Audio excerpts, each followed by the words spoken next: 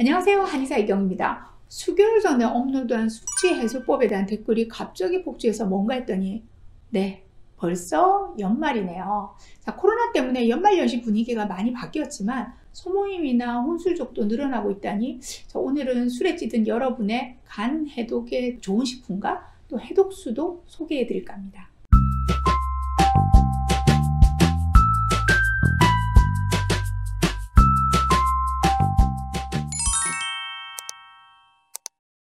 뭐든지 대강 넘어가는 법이 없는 우리나라 사람들, 술도 여기에 해당하나 봅니다.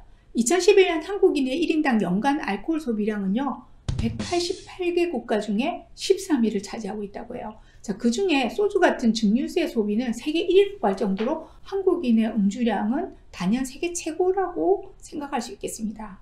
그럼 여기서 다들 술이 일으키는 질환에 대해서 한번 생각해 보셔야겠죠. 자, 한국인의 간암 발생률은 알코올 소비량 3위 프랑스보다 2배나 높고요. 국내에서도 간암은 사망률 2위인 것도 한번 생각해 볼 문제입니다. 특히 우리나라의 경우 한 해 약 14만 7천 명이 그걸 더 웃도는 사람들이 알코올성 간질환으로 진료를 받고 있죠. 알코올 간질환으로 사망하는 환자는 연간 약 3,700명 이상, 알코올성 관련 질환 사망자의 약 84% 이상을 차지한다고 하니까요. 일단은 음주량과 횟수를 좀 줄일 필요가 있고 꼭 마셔야 하는 경우도 간 건강에 치명적이지 않도록 대비책을 생각해 두셔야 할 것 같아요. 난 아직 젊어서 또는 건강에서 상관이 없어 하시는 용감한 분들 아직도 계신가요? 알코올성 지방간과 같은 경증의 경우 나타나는 증상도 별로 없다 보니 심각성이 잘 와닿지 않아요. 자, 그러다 보니 약물 치료를 하는 단기간에는 술을 끊었다가 검사 수치가 정상으로 돌아오면 바로 술에 찌든 생활로 돌아가시는 경우가 흔한데요. 그런데 보통 좋아진 수치를 확인하고 나서는 그 다음에 나빠진 상태에 대한 확인은 잘 안 하신다는 거죠. 한 해 또는 2해 이상 다음 건강검진 때까지 그대로 방치해둔 간은 술의 맹공에 시달리게 되는데요. 자, 예전에 음주 생활로 돌아가시면 간은 곧바로 다시 나빠지는 경우도 아주 흔하다는 거 꼭 기억하셔야 돼요. 흔히 자신의 주량을 잘 알고 있다고 생각하시겠지만 간이 나빠지는 술의 양은 잘 모르시는 것 같습니다. 알코올 간질환을 불러오는 술의 양은 어느 정도일까요? 사실 사람마다 알코올의 분해 요소의 활성과 양이 다르기 때문에 꼭 같지는 않지만 가이드라인은 당연히 있습니다. 2013년 대한간학회의 가이드라인에 따르면 남자는 술 4잔, 여자는 술 2잔을 매일 드시면 알코올성 간질환이 올 수 있다고 하는데요. 그럼 이 한 잔이 소주잔일까요? 맥주잔일까요? 소위 한 잔이라고 말하는 표준잔은 소주는 한 잔, 또 맥주는 한 컵, 막걸리는 한 사발, 와인 한 잔, 위스키 한 잔의 양으로 보면 됩니다. 통상적으로 알코올성 간질환을 일으키는 알코올의 최소 섭취량을 매일 40에서 80g 정도 섭취해서 1년간 섭취할 경우라고 보는데요. 술의 종류에 따라서 도수와 술잔 크기가 모두 다르지만 일반적으로 술 한 잔에는 약 10g의 알코올을 포함한다고 본 기준입니다. 따라서 하루 평균 알코올 섭취량이 남자의 경우에는 40g, 여자의 경우는 20g을 초과할 때는 알코올성 간질환을 진단하기 유의한 섭취량으로 정의하고 있는데요. 물론 알코올성 간질환을 일으키는 절대적인 기준은 없지만 알코올성 간질환의 발생 기전에는 유전적인 요소 외에는 알코올 섭취량이 어쨌든 가장 중요하다고 보는 만큼 이런 가이드라인을 지켜서 음주량을 정하시는 것이 필요하겠죠. 이 시점에서 퀴즈 하나 낼게요. 남성과 여성 중에 알코올성 간질환에 약한 것은 누구일까요?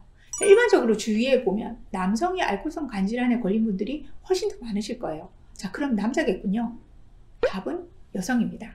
물론 술이 센 여성도 있고 술이 약한 남성도 있겠으나 어디까지나 생리적인 평균치를 말씀드리는 거고요. 남성에 비해 여성은 신체 구성 성분상 체지방의 비율이 높고 체내 수분이 적기 때문에 알코올성 간질환에 더 취약하다고 볼 수 있습니다. 또한 여성은요, 남성에 비해서 위에서 분비되는 알코올 데하이드로게나제라는 알코올 분해 요소가 더 적어요. 그래서 알코올의 생체 이용도가 높기 때문에 간 손상의 위험도 커지는 거죠. 자, 그런데도 주위에서 알코올성 간질환을 앓고 있는 경우는 왜 남성들이 많을까요? 신체에서 알코올을 분해하고 정리해주는 시스템은 남성들이 더 잘 되어 있지만 남성들은 그 시스템의 한계를 초과하는 폭음을 많이 하기 때문입니다. 제 개인의 경험이 절대 아니고요. 국민건강영양조사 결과에 따르면 남성은 여성에 비해서 고위험 음주율이 3배 이상 높고 월간 폭음률도 2배 이상 많을 정도로 과음 성향이 강해서 남성에게서 알코올성 간질환이 더 많이 발생하고 있다는 거죠.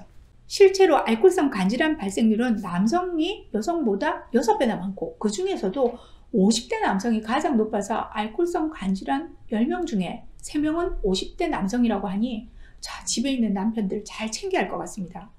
경고는 이쯤으로 하고요. 알코올의 계절인 연말연시 간을 보호하는 식품에 대해서도 알려드려야 되겠습니다. 물론 적당히 그리고 안 마시는 것이 좋겠으나 어쩔 수 없이 드셨다면 술을 마셨을 때 알코올 해독을 도울 수 있는 음식을 잘 섭취해 주는 것이 간 건강에 도움이 되겠죠. 그래서 일면 천연 간 해독제라고 불리는 식품을 알려드릴 텐데요. 바로 그전 시간에 한번 다룬 적이 있는 표고버섯인데요. 전번 방송 때는 표고의 뇌 건강, 면역에 대한 부분을 강조하다 보니 간 해독제로서의 표고는 넘어가 버렸어요. 사실 표고버섯이 간 건강에 좋다는 것은 여러분들도 잘 아시고 계실 수도 있을 것 같아요. 자, 공식적으로 식약청에서도 인정받은 사실입니다. 표고버섯을 섭취하게 되면 콜레스테롤의 소비가 더욱 촉진돼서 혈중 콜레스테롤 수치가 내려가면서 간 기능을 돕는 데 효과적이란 건데요. 일본 국립영양연구소의 임상시험 연구에 따르면 표고버섯을 일주일 이상 꾸준히 먹었을 때 콜레스테롤 수치가 10%가량 낮아진다고 밝힌 바 있습니다. 이런 양리 기전의 주인공은 표고버섯에 들어있는 에리타데닌이라는 성분 때문인데요. 이 에리타데닌이 혈액 속에 들어있는 콜레스테롤을 줄이는 작용을 하는 것으로 밝혀졌는데 신기한 건요. 에리타데닌은 표고버섯을 제외하고는 다른 식재료에는 거의 없다고 합니다. 말린 표고 한 100g 중에 60에서 80mg, 또 생표고에는 그 10분의 1에 해당하는 양이 함유되어 있다고 하니까요. 음주의 숙취 해소뿐만 아니라 지방간이 있는 분, 또 고지혈증을 앓고 있는 분들이라면 꼭 챙겨 드시면 좋을 것 같습니다. 자, 오늘은 특별히 간 해독 기능을 제대로 돕는 표고버섯 간 해독술을 소개할까 하는데요. 준비물은 집에 있는 냄비 아무거나, 그 다음 물, 표고버섯, 다시마, 대파의 흰 부분, 그리고 사과인데요. 만드는 법은 매우 간단합니다. 첫 번째는요. 건표고 10g 정도, 또 다시마는 5cm, 5cm 되는 것 2장 정도, 그리고 대파의 흰 부분은 적당인데 한 5cm 정도만 있어도 좋을 것 같아요. 사과 4분의 1개를 준비하시고요. 준비한 재료를 물 2리터에 넣고 10분간 끓여주면 끝입니다. 자, 과음한 다음날 물 대신에 음용하면 좋고요. 평소 간 건강을 걱정하시는 분이라면 밥물로 활용하면 맛과 향도 더 살아나니까 꾸준히 활용해 보셔도 좋을 것 같습니다. 자, 술 많이 드시는 연말, 여러분의 소중한 간 잘 지키시기 바랍니다. 감사합니다.